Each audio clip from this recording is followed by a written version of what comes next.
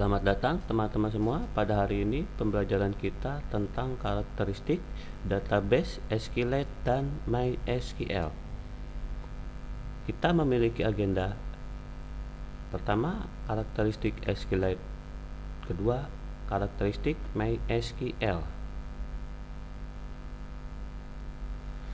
Sebelum kita masuk ke karakteristik SQLite, kita akan bahas sedikit apa itu SQLite. SQLite adalah mesin database relasional yang ringan, tanpa server, mandiri, dan tertanam. Berikutnya, karakteristik SQLite. Beberapa karakteristik SQLite. Yang pertama, serverless. Maksudnya di sini adalah tidak seperti database client server seperti MySQL atau PostgreSQL. SQLite tidak memiliki server. Ini beroperasi sebagai perpustakaan yang terhubung langsung ke aplikasi. Dan tidak ada proses server terpisah. Hal ini membuatnya mudah untuk diterapkan dan dikelola. Yang kedua, self-contained. Maksudnya di sini adalah database SQLite bersifat mandiri dalam satu file. Seluruh database disimpan dalam satu file di disk, membuatnya portable dan mudah untuk dipindahkan. Kesederhanaan ini menguntungkan untuk aplikasi dengan tingkat pengguna bersamaan yang rendah hingga sedang. Yang ketiga, zero configuration. Maksudnya di sini adalah SQLite memerlukan konfigurasi minimal atau tidak sama sekali. Itu tidak memiliki proses server terpisah yang perlu dimulai atau dikonfigurasi. Aplikasi dapat terhubung langsung ke file database. Yang keempat, cross-platform. SQLite bersifat lintas platform dan dapat berjalan di berbagai sistem operasi, termasuk Windows, Linux, Mac OS, dan lainnya. Hal ini membuatnya serbaguna untuk pengembangan pada platform yang berbeda. Yang kelima, atomic commit and rollback. Maksudnya di sini adalah SQLite mengikuti properti ACID, atomicity, consistency, isolation, durability. Transaksi di SQLite bersifat atomik, artinya transaksi selesai seluruhnya atau tidak berpengaruh sama sekali. Ini memastikan integritas data. Yang keenam, single user atau multi-user mode. Maksudnya di sini adalah meskipun SQLite terutama dirancang untuk akses pengguna tunggal, SQLite juga mendukung banyak koneksi ke database. Namun, penting untuk diingat bahwa operasi penulisan bersifat serial yang dapat mempengaruhi kinerja dalam skenario konkurensi tinggi.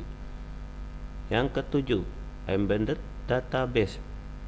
Maksudnya di sini adalah SQLite sering digunakan sebagai basis data tertanam, artinya disertakan sebagai bagian dari aplikasi dan tidak beroperasi sebagai server terpisah.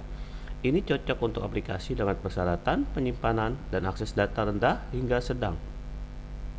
Yang kedelapan, low resource requirement. Maksudnya di sini adalah SQLite memiliki persyaratan sumber daya yang rendah sehingga cocok untuk lingkungan dengan sumber daya terbatas seperti sistem tertanam, perangkat seluler, dan aplikasi desktop sederhana. Yang kesembilan, schemaless. Maksudnya di sini adalah SQLite lebih permisif dalam hal perubahan skema database. Anda seringkali dapat mengubah struktur tabel atau menambahkan kolom tanpa memerlukan perintah modifikasi ekstensif. Yang ke-10, community support. Maksudnya di sini adalah SQLite memiliki komunitas yang besar dan aktif. Ini terdokumentasi dengan baik dan terdapat berbagai sumber daya yang tersedia untuk pengembang, termasuk tutorial, forum, dan alat pihak ketiga. Berikutnya, kita masuk ke karakteristik MySQL. Sebelumnya itu, kita akan bahas terlebih dahulu apa itu MySQL.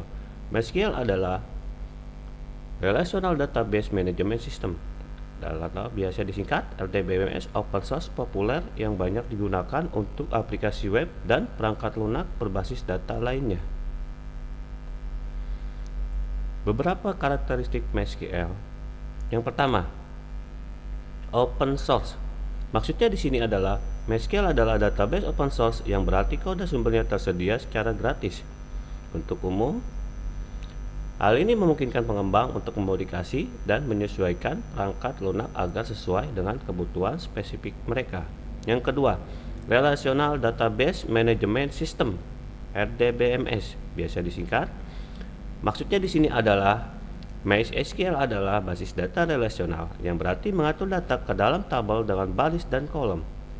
Ini mendukung SQL, struktur query language, untuk mendefinisikan dan memanipulasi data.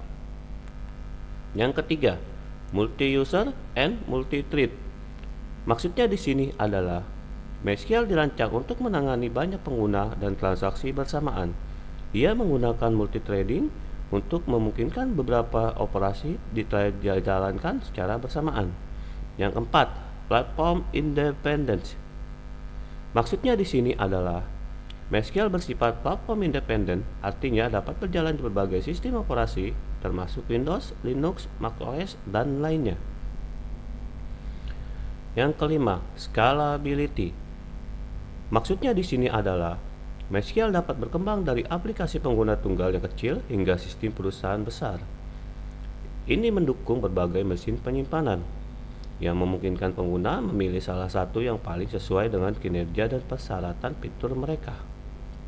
Yang keenam, high performance. Maksudnya di sini adalah MySQL dikenal dengan kinerja dan efisiensinya yang tinggi. Ini memiliki fitur seperti pengindeksan, caching, dan optimasi query untuk meningkatkan kecepatan pengambilan data. Yang ketujuh, data security. Maksudnya di sini adalah MySQL menyediakan fitur keamanan yang kuat termasuk autentikasi pengguna, kontrol akses, dan enkripsi untuk memastikan kerahasiaan dan integritas data. Yang kedelapan, ACID compliant. Maksudnya di sini adalah MySQL mematuhi properti ACID, atomicity, consistency, isolation, durability, memastikan keandalan transaksi database. Yang kesembilan, replication and clustering. Maksudnya di sini adalah MySQL mendukung replikasi dan pengumpulan data, memungkinkan pembuatan salinan database yang berlebihan untuk meningkatkan kinerja, ketersediaan tinggi, dan toleransi kesalahan. Yang ke-10, community support. Sebagai proyek open source, MySQL memiliki komunitas pengembang dan pengguna yang besar dan aktif. Komunitas ini memberikan dukungan, dokumentasi, dan banyak sumber daya untuk pemecahan masalah dan pembelajaran. Yang ke-11, storage engine. Maksudnya di sini adalah MySQL mendukung banyak mesin penyimpanan termasuk InnoDB, MyISAM, dan lainnya. Setiap mesin penyimpanan memiliki karakteristiknya sendiri dan disesuaikan untuk kasus penggunaan yang berbeda. Demikianlah pembelajaran kita pada hari ini terkait karakteristik SQLite dan MySQL. Sekian, terima kasih banyak untuk teman-teman semua